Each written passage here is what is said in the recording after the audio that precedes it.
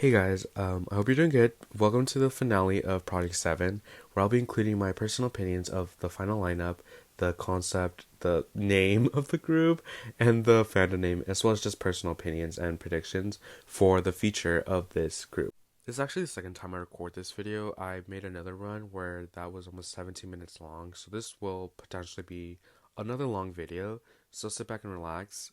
The reason I decided to cut the other video is because I did get a little emotional when talking about my opinion on the fandom, which we will talk about soon here. But I just wanted to rework this, try to re-explain everything in a more like objective kind of point of view. So yeah, again, sit back and let's get started. Before we can even start to look at the final lineup, we have to talk about the group name. And the group name is, drumroll please, close your eyes. Oh. I have a feeling when I said that, some of you actually close your eyes like physically, but no, that's literally what they call. Their name is Close Your Eyes. Like, unpopular opinion, I actually think the name is really cute. I personally like it, but it's a really, really stupid decision by PR and marketing and just the general head of this group. It's not a smart name whatsoever. The name is spelled the exact same way as a phrase, so there's no clear distinction between when you're talking about the K-pop group or when you're asking someone to quite physically close their eyes. And I think what's worse is the fandom name, which on paper makes sense and it's a very obvious progression from the group name. When you say it out loud, it's bad. The fandom name is called Open Your Eyes, which again, I'm sure some of you probably did try opening your eyes right now when I said that. The names chosen make it extremely difficult for recognition because, again, it's not spelled in any special way to where it could be easier for search engines, it could be easier for tag parties, etc. But also, it's just confusing. If I were to say, oh, I'm gonna open your eyes to you, then you're probably gonna be like, no, please don't touch me. Like, don't, what? What do you mean you're gonna open my eyes? A very obvious explanation on why they chose this name is because they planned on only calling them by their acronym or their shortened version, which would be CYE, which, well, again, I think is cute to look at. People are still gonna be confused when they're like, what does that stand for? And you say, close your eyes. Like, okay, girl, you could tell me what it stands for now. I have my eyes closed. Like, what does it stand for? But this is still very confusing, especially when you talk about or think about the fandom name. Like, would we be called OYE by Close Your Eyes? Or would it be called Open Your Eyes? Like, would they refer to us every single time as Open Your Eyes? Again, I personally like the name. I think it's cute, but it's very understandable on why a lot of people don't. And it's also just not smart, like, at all. No matter how nice this would look on, like, packaging and on mailing and on albums, it's just not smart. It's not recognizable. It's not distinctive. And it's confusing. This does set a very clear concept that they could go for, which is a very dreamy and a very like sleep-centered concept. And I don't mean this to be shady, like not like, oh, I'm gonna sleep on them, but rather on like it looks like they're gonna go for a very TXT like Blue Hour moment or early ZB1 / current ZB1 style. We will get into why that could potentially be damaging for them, but I do want to go into the final lineup and see my reactions for that. First off, and probably the most problematic, is Seungmin, who ranked 7th. I saw obviously a lot of people being upset over this. And in my opinion, I think if you're genuinely shocked and surprised that he made it in and you always thought that he was going to drop out of the final lineup, I personally think you should probably stop watching survival shows because this is something that's happened every single season, especially starting from the 2020 survival shows and on. To me, Seungmin making it to the top 7, especially in the finale, is not surprising at all. It was something I predicted in every single elimination video I made, and it was something I knew from the start, from the first episode, when he was shown in that little like practice round in the training area. And since he got the S badge, I knew he was going to make it into top 7. I 100% stand for the criticism of survival shows, for the criticism of their system, especially their voting and their training and their just overall how they work. I think it's something that's very important to do, to stand up against for and at least talk about. But this is something that isn't really system related because Seungmin made it into this final lineup by votes only, by his fan base only. Yes, I'm not denying that the show was in favor of him, especially when they depicted his shortcomings as something desirable and attractive. It is important to note that ultimately people still saw this and said, hey, I do want Seungmin as my one pick. I want Seungmin in the final lineup. He's something I want, and that's why he ended up in the final 7. Enough people thought the same thing, hey, I like Seungmin and I'm going to vote for him, and he made it this way.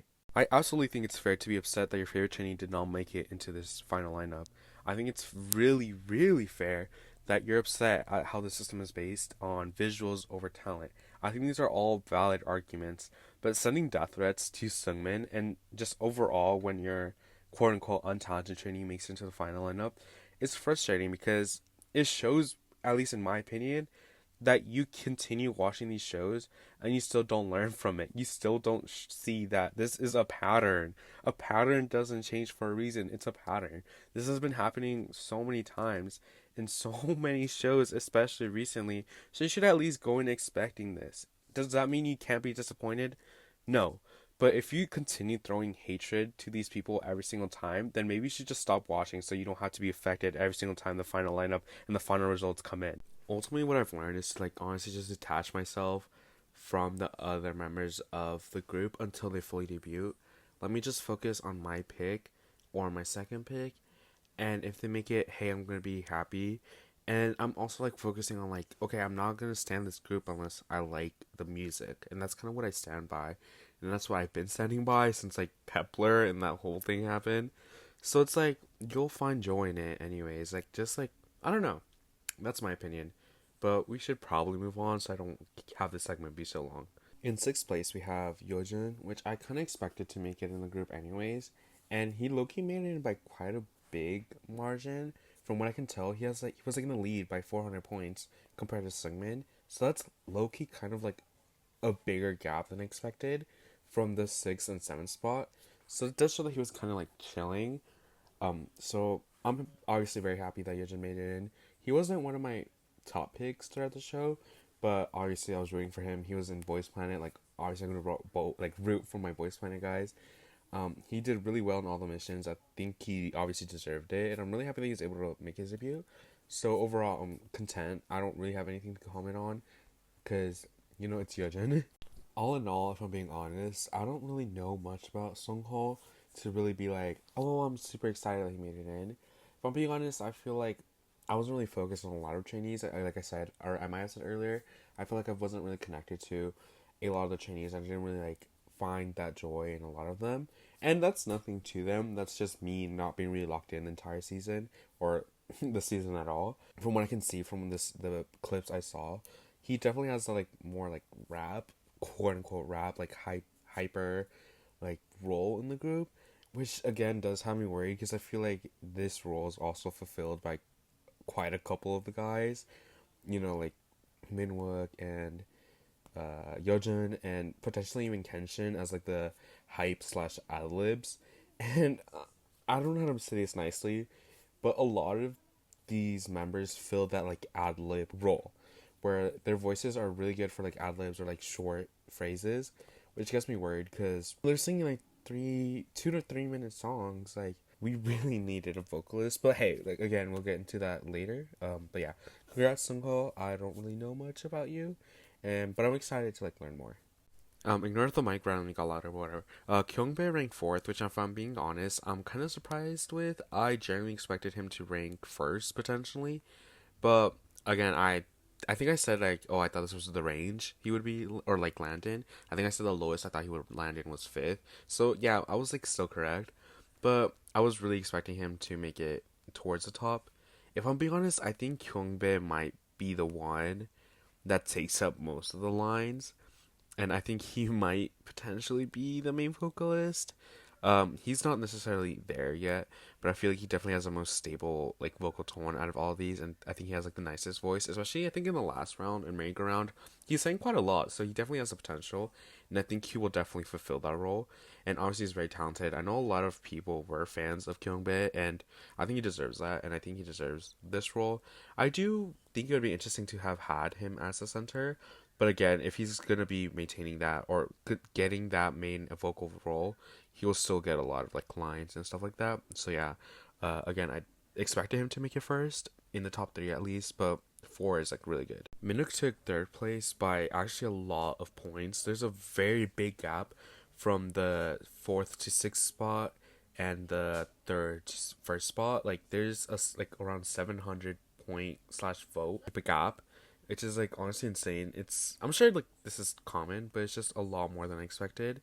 But yeah, he made it by a lot.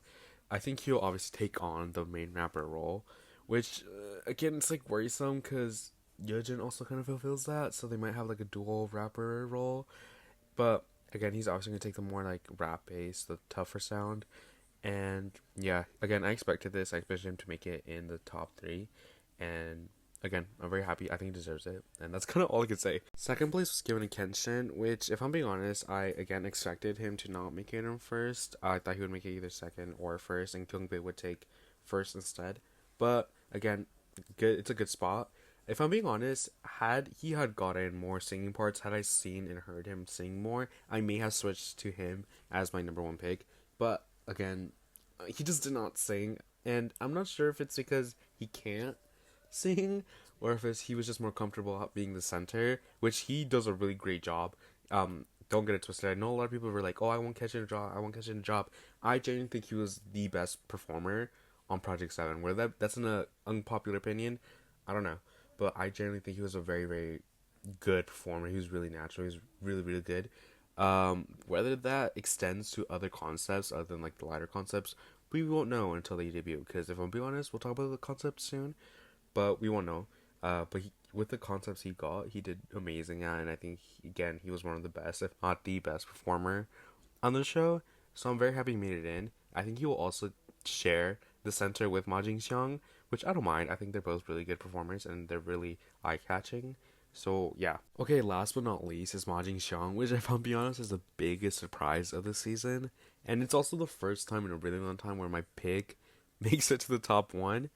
In my last video, I said I didn't think Ma Jingxiang would break into the top 5, but he did. He did. Not only did he break into the top 5, he broke into the top 1. Like, it's crazy. And he won by a lot of points. So he won by 900 votes or so. Like, that's insane. So obviously I'm very, very happy that he made it in, and he made it in first. I think he's going to be a really good center. And I think he's going to be also one of the singers, of the group, which I hope he gets more singing parts because I do want to hear him sing. I think he is a decent singer. He's a really nice singer. He's very eye-catching. He's a really great performer. So I'm sorry if I'm ranting. I'm like going really fast. I'm trying to finish this video, but I think he deserved it. I'm really happy. I was really worried that he was gonna lose. I was really worried that he was gonna drop out of 7, but he didn't. He didn't. I stuck through him through and through. So I'm very happy. Before we finish this video, I do want to talk about the show as a whole. If I'm being honest, I think it's one of the most mid shows I've ever watched. It was really hard to just click and sit through the entire 2 to 4 hours of each episode. It was like low-key frustrating at times because it was not good. Do I think it was bad? Absolutely not. But do I think it was memorable? No. So, in my opinion, the show itself was just really boring and super hard to get through. And then a lot of people are going to counter that with saying, oh, this is the result of no evil or angel editing. And if I'm being honest, I disagree. Project 7 took a quote-unquote truthful approach to the editing of this series and this franchise, which, if I'm being honest, is not even wholly true. Like, let's be honest, some people got better editing choices than others, but I thought overall the editing was very fair. A lot of Chinese got screen time which would normally not get any screen time in other seasons, and I disagree with people saying, oh, it's obvious who they want on the team. Well, yes, it is true. Let's be completely honest, it's physically impossible to have every single trainee on screen at once, or have everyone have an equal or adequate amount of time, which I think Project 7 actually did a very well job for most of the season, having fair treatment, fair screen time for the members. It really wasn't until its last episodes where you really noticed how weird the favorite editing was, but it wasn't bad. Rather, my personal problem with the series was how long the episodes were, with it literally having nothing, no substance in it. And the best example I could have of like really long episodes but being entertaining the whole way through is Chuang 2020. The Chuang franchise is the spin-off in China of the Produce 101 franchise, and it averages like 2 to 4 hours each episode, but it is so fun all the way through. It like those 2.5 hours, those 2 to 4 hours, it's so fun to watch, it's so entertaining, and you tune in like the whole time.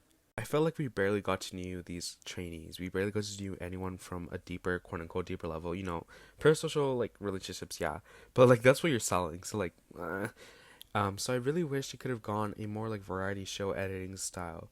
It is over the top, and frankly, is it the most truthful? No, it's probably the least truthful you could get. But there could be a very well mixed variety of this very kooky, like fun and over the top editing that you have for the series, but also include the raw emotions that Project 7 does include, which I thought was really good. It was really interesting to see these trainees argue, and a lot of these arguments made sense. I understood why both parties were frustrated. There were times where I was like, wait, this doesn't make sense, like, why are you mad? But it's fair, because, like, if I was in that situation, I'd probably be pissed at everyone. So I really did enjoy that. But I just wish we got to see more of their fun side. And while there was variety content, I felt like that variety content was bro, let's move on. So I really wish we could have had more moments throughout the episode itself where we got to know more about the trainees, where we got to more, like, just have fun and make it entertaining. Make the mentors, dude, the mentors weren't even there. Like, let's be honest, I forgot about them. Like, most of the episode, I'm like, okay, they would pop up and I'm like, since when were you here? It's just a lot of missed opportunity. This video is getting long again, so I think I'm gonna cut it there. Thanks for watching. Thanks for watching this entire season with me. I was very bored, but it was still fun, and I'm glad you tuned in. And yeah, comment down your opinions too. I posted a form, so you should definitely include that. You might be included in the next video. But yeah, that's gonna be all for today. Thanks for watching. See ya.